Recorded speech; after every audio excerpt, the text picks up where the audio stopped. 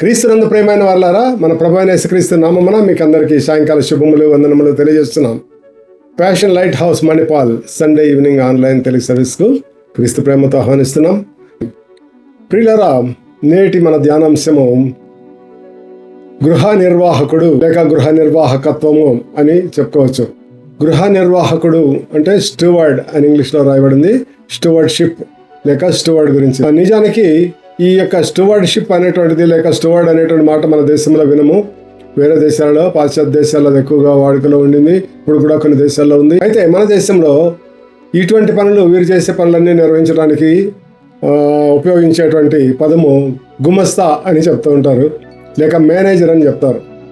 ఇంకా పెద్ద పెద్ద ఫ్యాక్టరీస్లో కానీ లేకపోతే సంస్థల్లో కానీ గొప్ప ధనవంతుల దగ్గర పనిచేసేటువంటి వాళ్ళ మేనేజర్లు ఉంటూ ఉంటారు. ఈ రకంగా ఈ మేనేజరు లేక గృహ నిర్వాహకుడు అనేటువంటి మాట బైబిల్ గ్రంథంలో అనేక చోట్ల రాయబడి ఉంది. దాని యొక్క ప్రాధాన్యత ఏంటనేది మనము ఈరోజు తెలుసుకోవాలి. గృహ నిర్వాహకులు ఎవరు అసలు అని ఆలోచిస్తే, గృహ నిర్వాహకులుగా ఇక్కడ కొన్ని ఎగ్జాంపుల్స్ చెప్పబడినాయి. కొన్ని ఉపమానముల రీతిలో యేసుక్రీస్తు ప్రభు వారు ఈ విషయాలను చెప్పాడు. అయితే ఈ గృహ నిర్వాహకత్వము అనేటువంటిది ఆ కాలంలో మరి స్టూవర్డ్స్ లేక గృహ నిర్వాహకులు నిర్వహించారు. కానీ నేడు మరి ప్రతి ఒక్క క్రైస్తవుడు కూడా ఒక గృహ నిర్వాహకుడే అని నా ఉద్దేశంలో చెప్పవచ్చు. ఎందుకంటే అదే ఈ విషయం ఈరోజు మనము ఏ విధంగా ఇది కరెక్ట్ అనేటువంటి మాటను మనము ధ్యానం చేయబోతున్నాం. క్రైస్తవుడుగా ఉన్నవాడు ప్రతి కుటుంబస్తుడు, కుటుంబ యజమాని ఒక గృహ నిర్వాహకుడు. తర్వాత సంఘ కాపరి గృహ నిర్వాహకుడు. పరిచర్య చేయదలుచుకున్న వారందరూ కూడా గృహ నిర్వాహకులు. ఆ తర్వాత మరి సంఘంలోను, సమాజంలోను నాయకత్వం వహించేటువంటి వారు, అదేవిధంగా ఉద్యోగాలు, వ్యాపారాలు చేసేటువంటి వారు, వారందరూ కూడా నిర్వాహకులు, గృహ నిర్వాహకులు అని చెప్పచ్చు. అంటే వివిధ రంగాలలో వివిధ రకాలుగా వారి పనులు ఉంటుంటాయి. అంతేగాని వారి బాధ్యతలు ఒకే రకంగా ఉంటాయి. ఇక్కడ యేసుక్రీస్తు ప్రభు వారు మరి లూకా సువార్త 16వ అధ్యాయంలో 1వ వచనం నుండి 10వ వచనం వరకు రాయబడిన మాటలన్నింటినీ మనం చదివితే ఇక్కడ ఒక గృహ నిర్వాహకుడు ఉన్నాడు. అతని గురించి చెప్పబడింది. యేసుక్రీస్తు ప్రభువు తన శిష్యులను పిలిచి వారికి చెప్పినటువంటి ఈ యొక్క ఉపమానం ఇది. యేసుక్రీస్తు ప్రభు వారు భూలోకంలో ఉన్నప్పుడు అనేక ఉపమానాల రీతిగా ఆయన పరలోక రాజ్యాన్ని, పరలోక సత్యాలను బోధించాడు. ముఖ్యంగా శాస్త్రులు, పరిసరాలకు ఉపయోగపడే విధంగా, అదేవిధంగా సామాన్య ప్రజలు ఉన్నప్పుడు వారికి అర్థమయ్యే విధంగా ఈ ఉపమానాలను చెప్పాడు. శిష్యులకు ప్రత్యేకంగా చెప్పాడు. మరికొన్ని సందర్భాల్లో శిష్యులకు అర్థం కానప్పుడు వివరించడం కూడా జరిగింది. కాబట్టి ఇప్పుడు ప్రస్తుతము శిష్యులతో ఈ మాట చెప్తున్నట్లుగా ఇక్కడ మనము 16వ అధ్యాయం 1వ వచనంలో చూడొచ్చు. ఈ మాటలన్నీ చదవటానికి మనకు సమయము. మీరు తప్పనిసరిగా చదవండి. మీకు ఆసక్తి కలిగిన వారందరూ కూడా మీ బైబిల్ గ్రంథంలో తీసి ఆ యొక్క వచనాలన్నీ కూడా మీరు చదవచ్చు. 1 నుండి 10 వరకు 16వ అధ్యాయం. ఇక్కడ ఒక ధనవంతుడు ఉన్నాడు. ఆయన దగ్గర ఒక గృహ నిర్వాహకుడు ఉన్నాడు. ఈ గృహ నిర్వాహకుడి మీద ఒకసారి ఒక నేరము మోపబడినది. అదేంటంటే, ఈ యొక్క యజమానుడు లేక ఈ యొక్క భూస్వామి, ఈ యొక్క జమీందారు లేక ఈ యొక్క ధనవంతుని యొక్క ఆస్తి లేక అతనికి నష్టాన్ని కలిగిస్తున్నాడు అనే మాట చెప్పబడింది. తన ఆస్తికి లేక తన సొత్తుకు నష్టాన్ని కలిగిస్తున్నాడు ఈ యొక్క గృహ నిర్వాహకుడు అని నేరం మోపబడింది. అప్పుడు ఆ యజమాని వెంటనే వాడిని పిలిపించి గృహ నిర్వాహకుడిని అడిగాడు, ఏమిటి ఈ మాట, ఏంటి ఈ మాట, నేను వింటున్నది ఏంటి, ఏం చేస్తున్నావు ఇది అంటే వాడు ఏం చెప్పలేకపోయాడు. ఎందుకంటే ఆ నేరం మోపబడింది అవన్నీ కూడా అతను తెలుసుకున్నాడు. ఆ తర్వాత మరలా నువ్వు ఎంత మాత్రము గృహ నిర్వాహకుడిగా పనిచేయడానికి వీల్లేదు, ముందు నువ్వు లెక్కలు చెప్పు, లెక్కలన్నీ అప్పచెప్పి తర్వాత నువ్వు నీ పదవి వదిలిపెట్టుకో అని చెప్పి వెంటనే నువ్వు ఈ పని చేయాలని చెప్పి చెప్పాడు. ఆ విషయానికి ఆ యొక్క గృహ నిర్వాహకునికి తల తిరిగిపోయింది. ఏం చేయాలో అర్థం కాలేదు. ఇంటికి వెళ్ళాడు, నిద్రపట్టలేదు. అతను మరి సడన్గా ఉద్యోగంలో తీసేస్తే నేనేం చేయాలా, నా తిండి ఎట్లా, నా కుటుంబాన్ని ఎట్లా పోషించుకోవాలా, మరి నేను భిక్షమెత్తలేను, మరి కూలీ పనులు చేయలేను, మరి ఎవరిని ఆశించలేను, నేను ఏ విధంగా బతకాలని చెప్పి అతను ఆలోచిస్తూ చివరికి ఒక నిర్ణయానికి వచ్చి ఉదయాన్నే లేచి మరి ఈ గృహ యజమాని ఉన్నాడు కదా, యజమానికి రుణస్థులైన వారు ఉన్నారు కొంతమంది. ఆ రుణస్థులలో ఒక్కొక్కడిని పిలిపించాడు. నువ్వు ఎంత రుణం ఉందావు నువ్వు యజమానికి అంటే, ఆ రుణస్థుడు, అయ్యా నేను 100 మణుగుల గోధుమలను నేను రుణపడి ఉన్నాను అంటే, నువ్వు వెంటనే ఆ చీటీ రాసుకొని, అంటే ప్రామిసరీ నోటు రాస్తారు కదా, ఆ ప్రామిసరీ నోటు లేక ఆ చీటీని చించివేసి మరి 50 మణుగులను రాసుకో అని చెప్పి చెప్తాడు. రాసుకున్నాక ఇతనే దానికి కౌంటర్ సైన్ చేసినట్టుగా చేస్తూ ఉన్నాడు, ఎందుకంటే గృహ నిర్వాహకుడు కాబట్టి. అదేవిధంగా మరొకడిని పిలిచాడు, వాడిని నువ్వు ఎంత అచ్చున్నావు మరి యజమానికి అంటే అతను 100 తూముల ధాన్యము అని చెప్తాడు. 100 మణుగుల నూనె మణుగుల ధాన్యము ఇంకొకతను. వీళ్ళకి అందరు కూడా ఆ 100 నుండి 50కి తగ్గిస్తాడు, 50 తగ్గించి రాసుకోమని చెప్తాడు. అంటే 50% వాళ్ళ ఆస్తి అప్పు తీసేశాడు. ఆ విధంగా ఎవరికైనా సడన్గా నీ అప్పులో 50% కొట్టేస్తున్నాను అని చెప్పినప్పుడు వాళ్ళకి ఎంతో సంతోషం కలుగుతుంది. ఆ రకంగా వారు సంతోషపడి ఇతరుని పట్ల మంచి స్వభావం కలిగి ఉంటారు. ఎవరు గృహ నిర్వాహకుడి పట్ల మంచి ఉద్దేశాన్ని కలిగి, పాపం అతను నాకు సహాయం చేశాడు, అతనికి మేము సహాయం చేయాలని చెప్పి మరి వాళ్ళు ఇతనికి అవసరమైనప్పుడు తను ఇంట చేర్చుకుంటారు అని చెప్పి ఇతను భావించాడు. ఆ విధంగా అతను ప్లాన్ వేశాడు. అంటే అక్కడ పని తీసేస్తే వీళ్ళు ఎవరైనా పనిలో పెట్టుకోవచ్చు, లేకపోతే వాళ్ళ ఇంటికైనా పిలుచుకొని నా భోజనం పెడతారు, నా అవసరతలు తీరుస్తారని చెప్పి అతను అనుకున్నాడు. ఆ విధంగా ఆ గృహ నిర్వాహకుడు మరి ప్లాన్ చేసి చేయటము ఇవన్నీ కూడా యజమానికి తెలిసినాయి. యజమానికి తెలిసినప్పుడు మరి యజమాని ఏం చేశాడంటే వాళ్ళ శిష్యులతో చెప్పిన మాట ఏంటంటే, వీడు చాలా తెలివిగా యుక్తిగా వ్యవహరిస్తున్నాడు అని చెప్పి అతన్ని పదవుల నుండి తీసివేసిన తర్వాత యేసుక్రీస్తు ప్రభువు చెప్పిన మాట ఏంటంటే శిష్యులతో, వీళ్ళని అందరం కూడా చూస్తుంటే ఇక్కడ వెలుగు సంబంధుల కంటే ఈ లోక సంబంధులు చాలా యుక్తిగా నడుచుకున్నట్లుగా కనబడుతున్నది అని చెప్పేసి క్రీస్తు ప్రభు చెప్తాడు. ఈ లోక సంబంధులు వెలుగు సంబంధాల కంటే, అంటే దేవుని బిడ్డల కంటే, దేవుని సేవకుల కంటే ఈ లోకస్తులే చాలా యుక్తిగా ఉంటున్నారు. అది ఫైనాన్షియల్ మ్యాటర్స్లో కానీ ఇంకా ఇతర మ్యాటర్స్లో కానీ మనం చూస్తే మరి ఎక్కువ తెలివితేటలన్నీ వాళ్ళకే ఉన్నట్టుగా మనకు కనబడుతుంటాయి. ఎందుకంటే వాళ్ళు యుక్తిగా వ్యవహరిస్తారు, వ్యాపారాల్లో కానీ దేంట్లో కానీ మరి ఏం చేసినా కానీ మరి యుక్తిగా వ్యవహరిస్తూ ఉంటారు. ఆ మాట ఒకటి చెప్పాడు. తర్వాతంగా యేసుక్రీస్తు ప్రభు చివరిగా చెప్పిన మాట ఏంటంటే, ఎవరైనా కానీ కొంచెంలో నమ్మకం ఉంటే వారిని అనేక వాటిపైన నమ్మకస్తులుగా ఉంటారు. ఆ కొంచెంలో నమ్మకస్తుడుగా లేకపోతే అనేకమైన వాటిలో కూడా అతను నమ్మకస్తుడుగా ఉండలేడు అని చెప్పి యేసుక్రీస్తు ప్రభు చెప్తాడు. ఇదే రకమైనటువంటి ఉపమానాన్ని మనము ఇంకొకసారి కూడా చూస్తాం, ఇంకొక చోట కూడా మనము చూస్తాం. అది మత్తయి సువార్త 25వ అధ్యాయం 16వ వచనంలో మరి తలాంతుల గురించి రాయబడింది. అక్కడ యేసుక్రీస్తు ప్రభు చెప్పిన ఉపమానాన్ని అది మనం గుర్తు చేస్తుంది. అది ఏంటంటే, బడా నమ్మకమైన మంచి దాసుడా, ఈ కొంచెంలో నమ్మకం ఉన్నావు కాబట్టి నేను అనేకమైన వాటి మీద నియమిస్తున్నాను. అంతేకాకుండా నీవు ఈ 5 తలాంతులకి 5 తలాంతులు సంపాదించావు కాబట్టి నీ మరొక 5 తలాంతులు ఇవ్వబడుతుంది అని చెప్పి ఇచ్చాడు. అదేవిధంగా 2 తలాంతులు ఇచ్చిన వాడికి కూడా అట్లాగే చెప్పాడు. అంతేకాకుండా వారికి యజమాని యొక్క విందులో పాల్గొనమని చెప్పి కూడా ఆహ్వానించాడు. ఆ విధంగా నమ్మకస్తులు అయిన వారిని, లేకుంటే జ్ఞానం కలిగిన వారిని, తెలివి కలిగిన వారిని దేవుడు ఎంతో ప్రోత్సహిస్తాడు అనేటువంటి విషయం మనము ఈరోజు గ్రహించాల్సి ఉంది. మనము మన ఫైనాన్షియల్ మ్యాటర్స్లో కానీ, కుటుంబ వ్యవస్థలో కానీ, ఉద్యోగాలలో కానీ, మరి పరిచర్యలో కానీ మనకి జ్ఞానముతో పాటు మనము నమ్మకంగా పనిచేయటంతో పాటు బుద్ధి కూడా ఉండాలా. అందుకని చూడండి, మరి లూకా సువార్త 12వ అధ్యాయము 42-43 వచనాలు చూస్తే అక్కడ మరి చూడండి నమ్మకమైన బుద్ధి గల గృహ నిర్వాహకుడి గురించి రాయబడింది. లూకా సువార్త 12వ అధ్యాయము 42-43 వచనాలు. ప్రభు ఇట్లానెను, తగిన కాలమున ప్రతివానికి ఆహారం పెట్టుటకు యజమానుడు తన ఇంటి వారి మీద నియమించినట్టి నమ్మకమైన బుద్ధి గల గృహ నిర్వాహకుడెవడు? ఎవని ప్రభు వచ్చి వాడు అలాగ చేయుచుండుట కనుగొనునో ఆ దాసుడు ధన్యుడు. అతడు తన కలిగినదంతటి మీద వానిని ఉంచునని మీతో నిజంగా చెప్పుచున్నాను. చూడండి, నమ్మకంగా ఉండటమే కాకుండా బుద్ధి కూడా కలిగి ఉండాలని చెప్పి చెప్తున్నాడు. ఇది చాలా ప్రాముఖ్యమైన విషయము. మరి పరిచర్యలో కానీ, సంఘ కాపర్లకు కానీ ఎవరికైనా ఇది చాలా అవసరం. అంతేకాకుండా యేసుక్రీస్తు ప్రభు ఇక్కడ ఫైనాన్షియల్ మేనేజ్మెంట్ గురించి, బిజినెస్ అడ్మినిస్ట్రేషన్, ఫైనాన్షియల్ మేనేజ్మెంట్, ఇటువంటి ఆర్థికపరమైనటువంటి అంశాలను ఎక్కువగా మనము ఈ 2 ఉపమానాల్లో మనము చూడగలుగుతాం. కాబట్టి అవన్నీ కూడా ఈ లోకంలో ఉండే వారందరికీ కూడా అవసరం. అవి వాటిని దేవుడు చెప్తున్నాడు. మరి ఎవరైనా కానీ మరి దుబారాగా ఖర్చు పెట్టకుండా జ్ఞానముగా, పొదుపుగా డబ్బు వాడుకోవటము, మరి ఆ తర్వాత వారికి అప్పచెప్పబడినటువంటి దాన్ని నమ్మకంగా చూసుకోవటము, మరి ఎన్నో రకములైనటువంటి మిస్యూజెస్ మనం ఈరోజు ఈ గృహ నిర్వాహకుల దగ్గర మనం చూస్తున్నాం. మరి ఒకప్పుడు బ్రిటిష్ వారు, లేక డచ్ వారు, జర్మనీ వాళ్ళు, ఇంకా అనేక దేశాలకు చెందినటువంటి వారు భారతదేశంలో మరి దేవుని సేవ చేసి అనేక ఆస్తులను సంపాదించి పెద్ద పెద్ద బంగ్లాలు, మరి స్కూల్స్, కళాశాలలు, ఆర్ఫనేజెస్ అన్ని కూడా కట్టించారు. అవన్నిటిని హ్యాండ్ ఓవర్ చేసి వెళ్ళిపోయారు. ఆ టైంలో ఎవరు క్రిస్టియన్స్ అక్కడ ఉంటే అక్కడ వాళ్ళకి వాటన్నిటిని విషయంలో ఆలోచిస్తే అనేక మంది మరి వారి స్వార్థపరులై వాటన్నిటిని కూడా దోచుకోవటము, వారి స్వాధీనం చేసుకోవటం జరిగింది. అప్పుడే కాదు, ఇప్పటి వరకు కూడా అది జరుగుతూనే ఉంది. అనేక చర్చెస్లో ఈ ఫైనాన్షియల్ మ్యాటర్స్ విషయంలో గొడవలు, గందరగోళాలు, కొట్లాటలు జరుగుతున్నాయి. మరి నేను అనంతపురంలో అనేక చర్చెస్ చూశాను. ఈ రకంగా వాళ్ళు ప్రాపర్టీ పోగొట్టుకోవటము, మరి పెద్ద బంగ్లా ఉండేది, ఆ బంగ్లా అంతా కూడా మరి కొంతమంది క్రైస్తవులు మొదట వాళ్ళ ఆధీనంలో తీసుకున్నారు. ఆ తర్వాత ఒకటి నుండి ఒకడికి అమ్మేయటం, వాడు ఇంకొకటికి అమ్మేయటం, వాడు ఇంకొకటికి అమ్మేయటం, ఇటువంటి దుర్వ్యాపారము.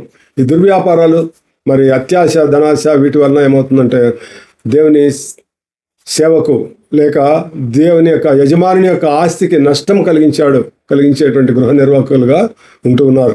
ఆ విధంగా పోగొట్టుకోవటము, తర్వాత కొన్ని సంఘాలలో మరి ఆస్తుల విషయంలో, ఆ చర్చి ప్రాపర్టీస్ విషయంలో కొట్లాడుకోవటము, మరి కొంతమంది విడిపోవటము, ఇవన్నీ కూడా కోర్టుకు వెళ్ళటము, లాక్ చేయటము, ఇటువంటివన్నీ కూడా జరిగాయి. మరి ఇవన్నీ కూడా చూస్తుంటే మరి దేవుడు అందుకని యేసుక్రీస్తు ప్రభువు తన శిష్యులు ఇంకా పరిచర్య ప్రారంభించలేదు కనుక ఆయన ఈ యొక్క ఉపమానం చెప్పి వారిని హెచ్చరిస్తున్నాడు. ముందుగానే ఆయన ఏమంటున్నాడు అంటే, ఈ పరిచర్య చేయగోరు వారికి కొన్ని ముఖ్యమైనటువంటి లెసన్స్ మనం ఇక్కడ ఈ యొక్క ఉపమానంలో చూడగలుగుతాం. ఇక్కడ చూస్తే మొట్టమొదటిది ఏంటంటే, దేవుని గృహ నిర్వాహకుడుగా ఉండగోరు వాడు అంటే పరిచర్య చేయగోరు వారు అని అనుకోవచ్చు. వారు నమ్మకస్తులై ఉండాలి. మొట్టమొదట నమ్మకస్తులు అయి ఉండాలి. రెండవది, ప్రతి ఒక్కరూ ఒక సమయంలో లెక్క చెప్పవలసిన వారై ఉన్నారనేది గుర్తుపెట్టుకోవాలి. We are accountable. ప్రతి విషయంలోనూ లెక్క చెప్పవలసిన వారమై ఉన్నాము. మరి ఈ లోకంలో లెక్క చెప్పాల్సి ఉంది, మరి దేవుని దగ్గర కూడా లెక్క చెప్పవలసి ఉన్నది. అది మనము ప్రతి ఒక్కరు కూడా గుర్తుపెట్టుకోవాలని మనం ఈ యొక్క గృహ నిర్వాహకుడికి సంబంధించినటువంటి మరి ఉపమానంలో దాని ద్వారా నీతిని మనము తెలుసుకోగలుగుతున్నాం. మూడవది, ఈ లోక సంబంధులు దేవుని సేవకుల కంటే జ్ఞానం గలవారై ఉండి యుక్తిగా నడుచుకుంటున్నారని చెప్పాడు కదా యేసుక్రీస్తు ప్రభువు. కాబట్టి దేవుని వెలుగు సంబంధులు, దేవుని బిడ్డలైనటువంటి వారు, దేవుని పరిచారకులు, దేవుని సేవకులైనటువంటి వారు జ్ఞానంగా కలిగి ఉండాలా, యుక్తి కలిగి ఉండాలా. అందుకని యేసుక్రీస్తు ప్రభువు సందర్భంలో చెప్పాడు, పాము వలె యుక్తిపరులై ఉండి పావురం వలె నిష్కపటులై ఉండరండి. నిష్కపటం కలిగి ఉండాలా, జ్ఞానము కలిగి ఉండాలా. ఈ లోక జ్ఞానం కూడా అవసరం. అందుకనే నాలెడ్జ్ అండ్ విజ్డమ్ అంటారు. జ్ఞానము మరి అదేవిధంగా తెలివి లేక బుద్ధి అనేటువంటిది.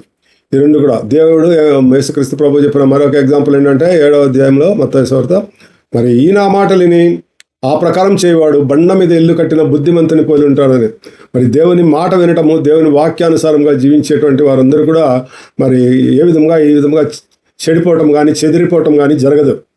కనుక ఆ బండ మీద ఇల్లు కట్టుకున్న బుద్ధిమంతుని పోలి ఉంటాడని చెప్పాడు. కనుక ఆ విధంగా మనము ఈ యొక్క పరిచర్య చేయదలిసిన వారు లేక పరిచర్యలు ఉన్నవారు కానీ, ఉద్యోగస్తులైన వారు కానీ, లేకంటే కుటుంబ వ్యవస్థలో మరి కుటుంబానికి పెద్దలుగా యజమానులుగా ఉన్నటువంటి వారు కానీ, ఈ గృహ నిర్వాహకులు అనేటువంటి మాట, వాళ్ళు నిర్వహించేటువంటి ఆ బాధ్యతలు, వాళ్ళకు ఉండాల్సిన అర్హతలన్నింటిని గురించి మనము తప్పనిసరిగా కలిగి ఉండాల్సిన వారమై ఉన్నాం. ఈ యొక్క విషయంలో జ్ఞానం కలిగి ఉండాలా, నమ్మకము కలిగి ఉండాలని చెప్తున్నాడు. ఇంకా చివరిగా మరొక నేర్చుకోవాల్సిన విషయం ఏంటంటే, ఈ యొక్క ఉపమానం ద్వారా కొంచెంలో నమ్మకం ఉండేవాడు అనేక విషయాల్లో నమ్మకంగా ఉంటాడు.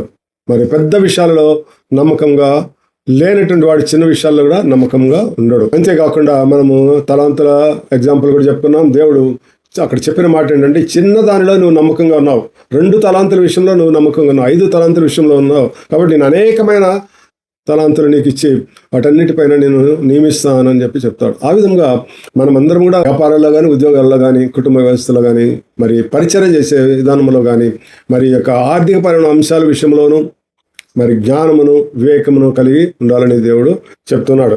తర్వాత మనము కుటుంబ వ్యవస్థలో కూడా మరి ఈ యొక్క గృహ నిర్వాహకత్వము అనేటువంటిది చాలా ఉంటుంది. గృహ నిర్వాహకత్వం అంటే ఇప్పుడు మనము ఒక యజమాని, మేనేజర్ అని చెప్పుకున్నాం. మేనేజర్ లాగా యజమానిగా గృహంలో ఎవరు ఉంటారు? సాధారణంగా భార్యల మధ్య భర్త ఉండేవాడు. అది పాత కాలంలో. కానీ ఈ కాలంలో భార్యలు కూడా లేక స్త్రీలు కూడా పురుషులతో సమానంగా అన్ని రంగాలలో కూడా ఆరితేరుతున్నారు. చదువుల్లో కానీ, మరి ఆ క్రీడల్లో కానీ, ఉద్యోగాలు కానీ, వ్యాపారాల్లో కానీ సమానంగా ఉంటున్నారు. కాబట్టి ఒక గృహంలో గృహానికి మరి గృహ నిర్వాహకులు ఎవరు, లేక యజమాని ఎవరు, మేనేజర్ ఎవరు, లేకుంటే ఇంకా మనము దాన్ని సింప్లిఫై చేసి చెప్పాలంటే ఎవరు అంతా కూడా మెయిన్గా ఇంపార్టెంట్ రోల్ తీసుకొని నడిపిస్తారు అంటే మరి అది స్త్రీ అయినా కావచ్చు, పురుషుడైనా కావచ్చు, భార్య అయినా కావచ్చు, భర్త అయినా కావచ్చు. అది వాళ్ళిద్దరి మధ్య ఉండేటువంటి అండర్స్టాండింగ్. ఎందుకంటే కొంతమంది స్త్రీలు చాలా డాషింగ్గా, జ్ఞానంతోనూ తెలివితోనూ మరి అనేక విషయాలలో ముందుకు నడిపిస్తుంటారు. కొంతమంది పురుషులు మరి అనేక విషయాల్లో ముందుగా వాళ్ళు ఆధిపత్యాన్ని కలిగి ఉండి అన్ని విషయంలో వారు ముందుండి నడిపిస్తుంటారు. కాబట్టి ఈ గృహ నిర్వాహకత్వం వహించేవారు ఏ విధంగా ఉండాలో? ఫస్ట్ నమ్మకంగా ఉండాలని దేవుడు కోరుతున్నాడు. రెండవది జ్ఞానము కలిగి ఉండాలా, వివేకము కలిగి ఉండాలా. అందుకనే యేసుక్రీస్తు ప్రభువు వారు వచ్చేటప్పుడు మరి ఎవరిని కనుగొంటాడో, ఎవరైనా నమ్మకమైన బుద్ధి గల గృహ నిర్వాహకుడు ఎవరు అని చెప్పి ఆయన చూస్తూ ఉంటాడని. అందుకనే యథార్థవంతులను బలపరచుటకు దేవుని కన్ను లోకమంతటా సంచారం చేయుచున్నదని ఉంది. ఆ యథార్థత, ఆ నమ్మకత్వము, ఆ ట్రస్ట్ వర్తీనెస్ అనేటువంటిది ప్రతి ఒక్కరు కూడా కలిగి ఉండాల్సిన వారై ఉన్నారు. గృహంలో ఉండేవారైనా కానీ, ఇంకా ఏ ఫీల్డ్లో ఉన్నా కానీ మరి అది తప్పనిసరిగా కలిగి ఉండాలి. ఇంకా మనము చివరిగా చూస్తే తీతు పత్రిక 1వ అధ్యాయం 7వ వచనంలో ఈ గృహ నిర్వాహకులకు ఉండాల్సినటువంటి పర్సనల్గా వాళ్ళ యొక్క ఎటువంటి వారై ఉండాలి అనేటువంటి విషయాలను చాలా విపులంగా రాయటం జరిగింది. వారు నిందారహితులుగా ఉండాలి, దుర్వ్యాపారం చేసేవారు ఉండకూడదు, దుర్వ్యసనాలకు లోనైన వారు ఉండకూడదు. అదేవిధంగా మరి వారు జ్ఞానవంతులై ఉండాలి, వివేకవంతులై ఉండాలి, మరి తెలివితేటలు కలిగి ఉండాలి. ముఖ్యంగా ఫైనాన్షియల్ మ్యాటర్స్ విషయంలో, మరి ఫైనాన్షియల్ మేనేజ్మెంట్ విషయంలోనూ, ఇంకా బిజినెస్ అడ్మినిస్ట్రేషన్లో కానీ. అంటే ఆ మాటలు ఎందుకు వాడతానంటే వాటిలో చాలా ఆర్థికపరమైన అంశాలు ఇమిడి ఉన్నాయి. వాటన్నిటిలో కూడా అని అర్థము, వాటన్నిటిలో కూడా జ్ఞానం కలిగి ఉండాలి. ఆ విధంగా ఉండాలని చెప్పి దేవుడు ఈరోజు ఈ వాక్యం ద్వారా మనతో మాట్లాడుతున్నాడు. మరి చివరిగా ముగించే ముందు బైబిల్ గ్రంథంలో మరి ఉన్నటువంటి మంచి నమ్మకమైన బుద్ధి కలిగిన గృహ నిర్వాహకులు అనే పదము మనం గుర్తుపెట్టుకోవాలా. అదే మాటను ఇక్కడ బైబిల్ గ్రంథంలో అనేక చోట్ల రాయటం జరిగింది. కాబట్టి అటువంటి వారిని గురించి మనము చూస్తాం. మొట్టమొదటిగా అనేక మంది ఉన్నారు, వారిలో కొంతమందిని ఈరోజు జ్ఞాపకం చేసుకుందాం. వారిలో మొట్టమొదటిగా అబ్రహాము యొక్క గృహ నిర్వాహకుడు అయినటువంటి ఎలియాజరు మరి ఎంతో జ్ఞానం కలిగిన వాడు, బుద్ధి కలిగిన వాడు, నమ్మకస్తుడు. మరి అంతేకాకుండా యజమాని ఘనత నిమిత్తం వాడబడేటువంటి ప్రయోజనకరమైన పాత్రగా అతను ఉన్నట్లుగా మనం చూస్తాం. తర్వాత యోసేపు గురించి అందరికీ తెలుసు. పొతేఫర్ ఇంటి అంతటి మీద అతన్ని గృహ నిర్వాహకుడిగా పొతేఫర్ నియమించాడు. మరి పొతేఫర్కు దేవుడు తోడుగా ఉన్నాడని, అందువలన అతను చేయనిదంతా కూడా సఫలమవుతుందని గ్రహించాడంట పొతేఫర్ అతన్ని చూసి. కాబట్టి ఇటువంటి వాడు మనకు చాలా అవసరం అని చెప్పి అతన్ని నియమించాడు. ఈవెన్ తన భార్య కన్నా పొతేఫర్ తన భార్య మీదనే నమ్మకం లేదేమో కానీ ఈ యొక్క యోసేపు మీద నమ్మకం ఉంది. అంత నమ్మకస్తుడు, ఆ నమ్మకము బుద్ధి కలిగిన వాడు యోసేపు. కనుక అంతటి మీద అతన్ని యజమానిగా నియమించాడు. ఆ విధంగా యోసేపు ఆ తర్వాత జరిగిన సంఘటనలు, ఇంకా యోసేపును దేవుడు ఏ విధంగా హెచ్చించాడో మనకందరూ కూడా తెలుసు. ఐగుప్తు దేశంలో, అది కూడా తన స్వదేశంలో కూడా కాదు. మరి అదేవిధంగా విదేశాలలోనే మరి అనేక మంది చేత ప్రశంసింపబడిన వారు అనేక మంది గృహ నిర్వాహకులు ఉన్నారు. వారిలో మనం చూస్తే మోషే తన ఇల్లంతటిలో నమ్మకస్తుడని దేవుడు స్వయంగా చెప్పినాడు. తన మాటలలో చెప్పడం జరిగింది. సంఖ్యాకాండం 12వ అధ్యాయం 7వ వచనంలో ఈ మాటను మనం చూడగలము. తన ఇల్లంతటిలో నమ్మకస్తుడు. ఎంత మంచి మాట! అది ఒక గృహ నిర్వాహకుడికి ఉండాల్సినటువంటి బాధ్యత. మోషే గురించి మనము అందరికీ తెలుసు. ఆయన ఎంత ఓపికగా ఉన్నాడు, అంతమంది జనాభా నడిపించడానికి ఎంతో శక్తి సామర్థ్యాలు కావాలా, ఓర్పు సహనం కలగాల. మరి ఒక పక్క దేవుని కోపం వస్తుంది, ఇక్కడ ప్రజల కోపం వస్తుంది. ఇద్దరి మధ్యలో ఉండి ఇద్దరిని కూడా మరి సమన్వయపరిచి మరి ఆ యొక్క ఇశ్రాయేలు జనాంగాన్ని నడిపించినటువంటి విధానాలన్నింటినీ కూడా మనం తెలుసు. అందుకనే మోషే గురించి దేవుడు ఆ మాట చెప్పడం జరిగింది. అందుకని ఇవన్నీ కూడా మనము ఉదాహరణగా మనం ఎగ్జాంపుల్గా పెట్టుకోవాలి. వారు ఏ విధంగా చేశారు ఆ విధంగా మనం కూడా నడుచుకోవాలనేటువంటిది ఇక్కడ ప్రధాన ఉద్దేశం. దానియేలు గురించి చూస్తే దానియేలు 9 దగ్గర పనిచేశాడు. 9 రాజులు అంటే మామూలు వాళ్ళు కూడా చక్రవర్తులు అయినటువంటి కళ్యాణ్ రాజు అయినటువంటి నెబుకద్నెజరు, తర్వాత బెల్షజరు, వాళ్ళు కళ్యాణ దేశానికి చెందిన వాళ్ళు, లేక కళ్యాణ్ రాజులు. వాళ్ళు మరి బాబిలోనియా రాజులని కూడా అంటాం. బాబిలోన్ అనేటువంటిది వాళ్ళ రాజధాని కాబట్టి వారి దగ్గర, తర్వాత పారసికులు మరి దర్యావేషు, కోరేషు వాళ్ళ దగ్గర కూడా పనిచేయటం జరిగింది. వారు ఇక్కడ గమనిస్తే దానియేలు తను గృహ నిర్వాహకుడిగా ఉండటమే కాకుండా మరి రాజుకు ప్రధాన సలహాదారుడుగా పిఏగా ఉన్నాడు. పిఏలు అనేటువంటి వాళ్ళని ఇప్పుడు మనం చూస్తుంటాం రాజకీయాల్లో. ప్రతి ఒక్కరు కూడా పిఏ, పర్సనల్ అసిస్టెంట్ అనేటువంటి పిఏ లాగా ఉండటము, అంటే రాజు కూడా సలహాలు ఇచ్చేటువంటి విధానంగా ఉన్నాడు, ఆ స్థాయిలో ఉన్నాడు. అంతేకాకుండా ఒక ప్రధానమంత్రి స్థాయిలో అతను ఉన్నాడు. కాబట్టి దానియేలు ఒక చిన్న బాలుడుగా ఉన్నప్పుడే ఒక బందీగా అక్కడికి వెళ్ళటం జరుగుతుంది. అతనికి దేవుడు ఇచ్చిన జ్ఞానంతో నమ్మకంతో దేవుని దగ్గర నమ్మకస్తుడిగా ఉండటము, ప్రజల దగ్గర నమ్మకస్తుడిగా, రాజుల దగ్గర నమ్మకస్తుడిగా ఉండటం ద్వారా ఆ నమ్మకత్వం అనేటువంటిది, ఆ బుద్ధి అనేటువంటిది, బుద్ధి గల నమ్మకస్తుడైన గృహ నిర్వాహకుడిగా అతన్ని నిలబెట్టింది. తర్వాత మనం ఇంకా చూస్తే బైబిల్ గ్రంథంలో మరి నెహెమ్యా చూస్తాం. చివరిగా అపొస్తలుడైన పౌలు విషయంలో కూడా ఈ గృహ నిర్వాహకుడు అనే పదము వాడబడింది. మోషే అపొస్తలుడైన పౌలు దేవుని యొక్క మర్మములను వెల్లడి చేసే విషయంలో గృహ నిర్వాహకుడుగా పిలువబడ్డాడు. ఇక్కడ చూడండి, మనము కొరింథీ పత్రిక చూస్తాం, ఒకసారి చేసి ముగిస్తాం. చివరిగా కొరింథీ పత్రిక 4వ అధ్యాయము 1-2 వచనాలు చదువుకుందాం. ఈలాగన క్రీస్తు సేవకులమనియు దేవుని మర్మముల విషయంలో గృహ నిర్వాహకులమనియు ప్రతి మనుష్యుడు మమ్మను భావించవలెను. మరియు గృహ నిర్వాహకులలో ప్రతివాడు నమ్మకము కలిగిన వాడై ఉండుట ఆవశ్యకము. మరి పౌలు నమ్మకస్తుడుగా ఉన్నాడు. మరి దేవుని యొక్క వాక్యములను, దేవుని మాటలను, దేవుని యొక్క మర్మములను వెల్లడి చేయటంలో దేవుడు అతనికి ప్రత్యేకమైనటువంటి జ్ఞానాన్ని ఇచ్చాడు. మరి అంతేకాకుండా పరిశుద్ధాత్మ నడిపింపు ద్వారా అతను రాసిన పత్రికలన్నీ కూడా మరి బైబిల్ నూతన నిబంధనల సగానికి పైగా పౌలు రాసినటువంటి గ్రంథాలను చూస్తాం మనం. అనేక విషయాలు అన్ని రంగాలకు సంబంధించినటువంటి స్త్రీలకు, పురుషులకు, భార్యాభర్తలకు, మరి వ్యాపారస్తులకు, ఉద్యోగస్తులకు, సైనికులకు అందరికి సంబంధించినవి, మరి ముఖ్యంగా ఆత్మ సంబంధమైనటువంటి అనేక విషయాలను పౌలు రాయటం మనం చూస్తాం. కాబట్టి అతను కూడా మరి గృహ నిర్వాహకంలోని మీరు భావింపవాలని చెప్తున్నాడు, పిలిపించుకోవడానికి ఇష్టపడ్డాడు. కాబట్టి మర్మముల విషయంలో అంటే ఆత్మీయ సంబంధమైనటువంటి రహస్యములను, మనకి అర్థం కానటువంటి విషయాలను అనేకమును ఆయన వెల్లడి చేయటం జరిగింది. అవన్నీ కూడా ఆ విషయంలో ఆయన గృహ నిర్వాహకుడిగా ఉన్నారు. కాబట్టి ఈ గృహ నిర్వాహకత్వం అనేటువంటిది కేవలము ఒక యజమానికి సంబంధించింది, అక్కడ పనిచేసే గుమ్మస్తాలకు సంబంధించింది కాదు. ఇది అందరికీ, క్రైస్తవులందరికీ సంబంధించినటువంటి విషయము. మనమందరం కూడా మనకి అప్పగింపబడిన పనిలో మరి ఏ చిన్న ఉద్యోగమైనా, వ్యాపారమైనా, మరి పరిశ్రమ అయినా, ఏదైనా కానీ, ఎక్కడున్నా కానీ, మనము కుటుంబంలో ఉన్నా కానీ నమ్మకస్తులుగా ఉండటం అనేటువంటిది చాలా ప్రాముఖ్యము అని ఈరోజు దేవుడు ఈ వాక్యం ద్వారా మనతో మాట్లాడుతున్నాడు. నమ్మకత్వమే కాకుండా మరొక ముఖ్యమైన విషయం కూడా ప్రతి ఒక్కరు గుర్తుపెట్టుకోవాలా, జ్ఞానం కలిగి ఉండాలా, బుద్ధి కలిగిన వాళ్ళు. అందుకనే ఇక్కడ గృహ నిర్వాహకుడు అని రాయబడినప్పుడల్లా బుద్ధిగల, నమ్మకమైన, బుద్ధిగల అనే 2 పదాలు వాడుతున్నాడు. నమ్మకత్వము, మరి జ్ఞానము, బుద్ధి, ఈ 2 కూడా అవసరము.